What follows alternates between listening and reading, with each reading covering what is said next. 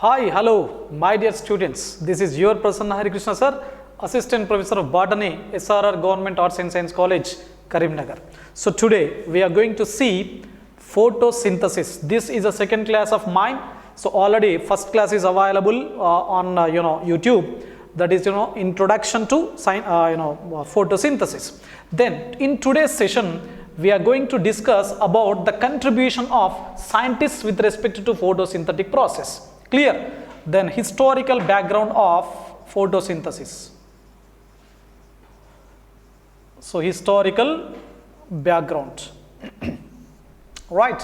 So this background is composed with different scientists and their contribution. Okay. So different scientists and their contribution. Clear? So this topic is useful for your further competitive examinations like PG entrance examinations of state universities as well as central universities, okay, and IIT JAM and IISc, etc. Okay. So let us get started about contribution of scientists. Right. I want to tell you some scientist names. Number one. So Robert Mayer was the one. Second one is Joseph Priestley.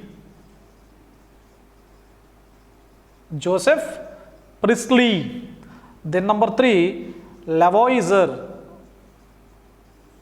So Lavoisier. Number four, Ingenhousz. So Ingenhousz. Number five, Julius von Sachs. So Julius von Sachs.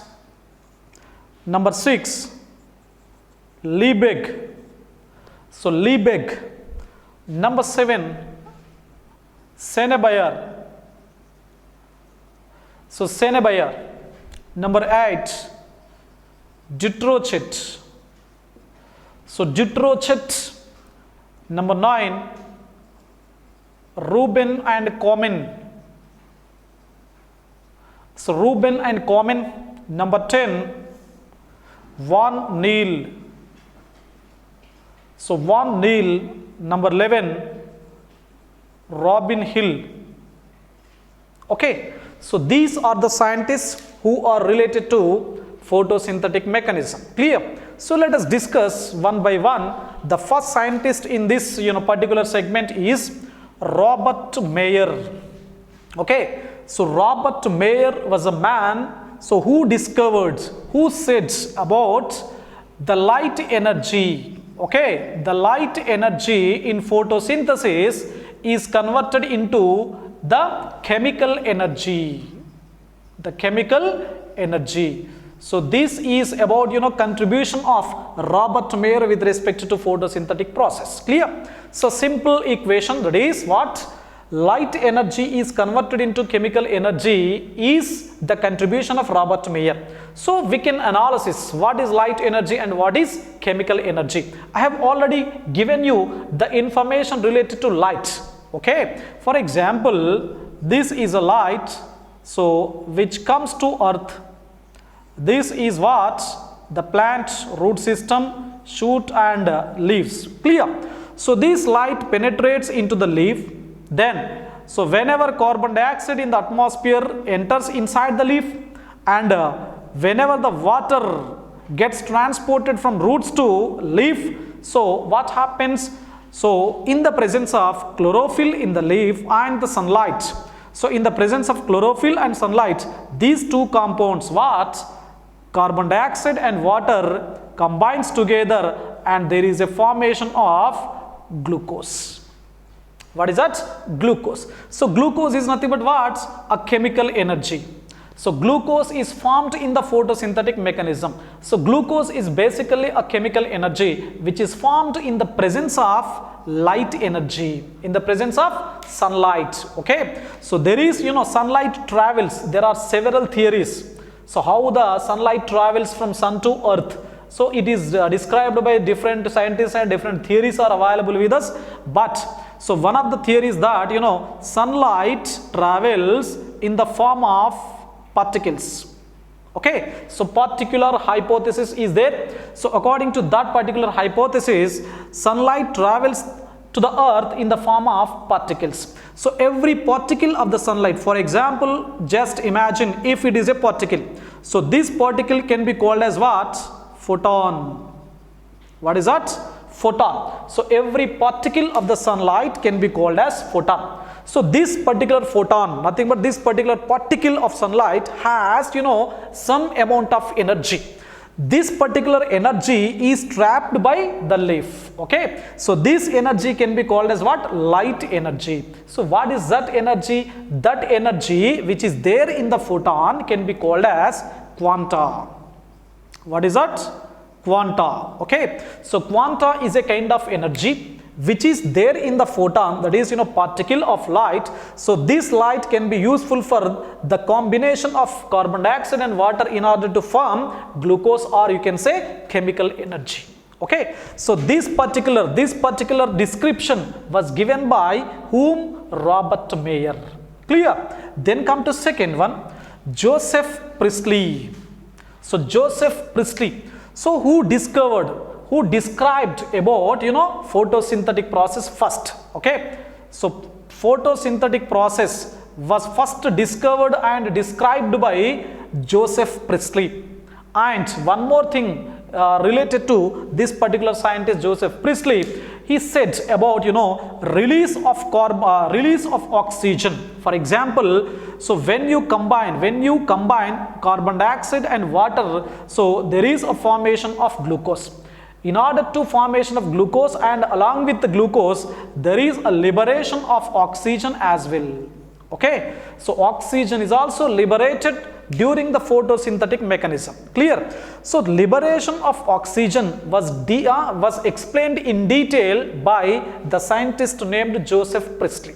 Okay, so two events are related to Joseph Priestley. One is the photosynthetic process discovered by Joseph Priestley, and there is a liberation of oxygen during the photosynthetic mechanism was explained by Joseph Priestley.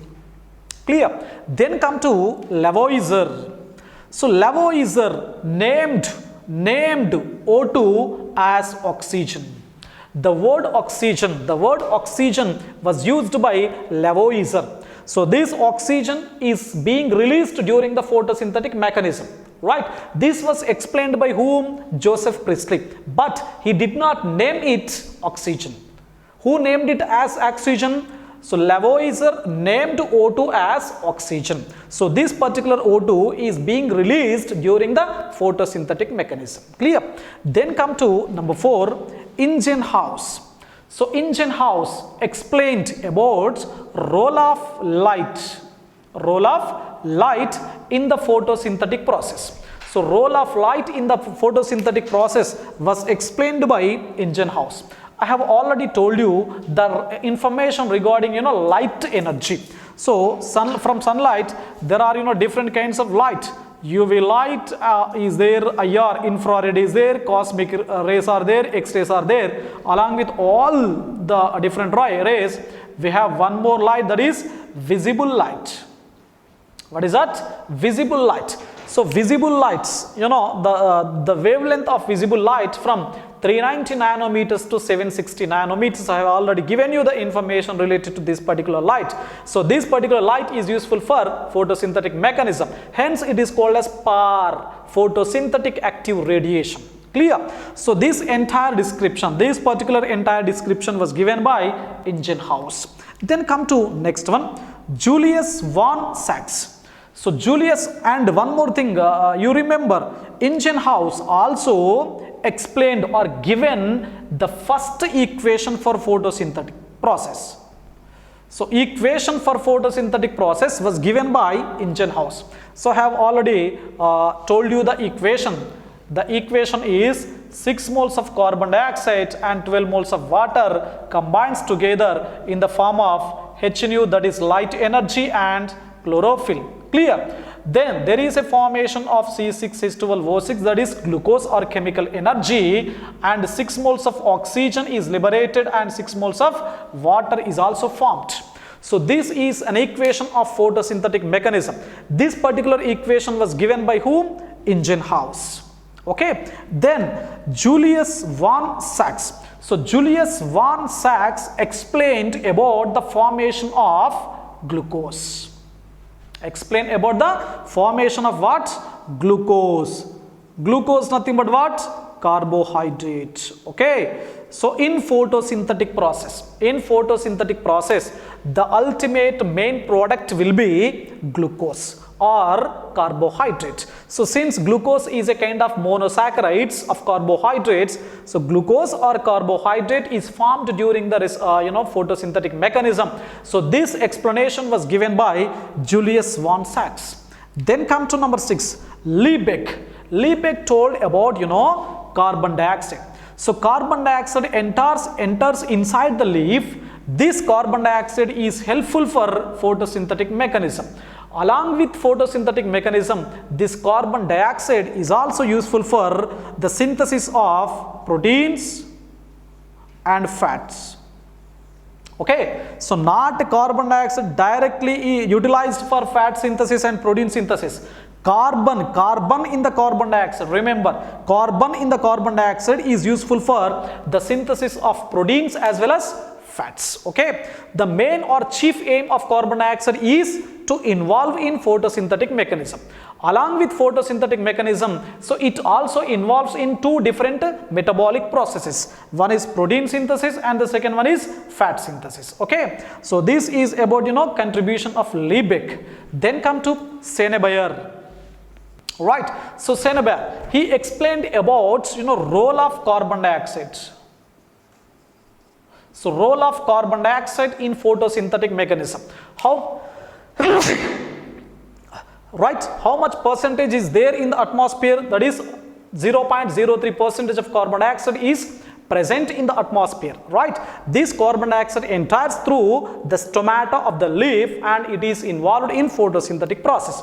Hence, the role of carbon dioxide was completely or detailed explanation was given by Senebier. Then Dutrochet, he explained about the role of chlorophyll. What is that? Chlorophyll. I have already told you, chlorophyll is responsible for the green color of the leaf. So leaves are green due to having chlorophyll pigment. Clear? So this is about Dutrochet. Then Rubin and Common. So their contribution is tremendous. Their contribution is most important in the field of photosynthetic mechanism. Remember, so most of the scientists in the previous or olden days, most of the scientists believed that this oxygen is liberated from carbon dioxide. Okay, so most of the scientists, most of the observers in the olden or previous days believed that this oxygen is liberated from the carbon dioxide. But Rubin and Common experimentally proved that this particular oxygen did not liberate from carbon dioxide. Instead, this oxygen is liberated from the water itself. This is tremendous contribution of Rubin and Common. Remember. So for this particular experiment, these Rubin and Common, the both of the scientists used radio labeled water or radio labeled oxygen. For example, this is what? Carbon dioxide and this is water. So this is oxygen now. So oxygen is labeled with radioactive isotopes. Okay, this is what? Labeled. The star mark indicates, remember, star mark indicates labeled with whom? Radioactive isotopes.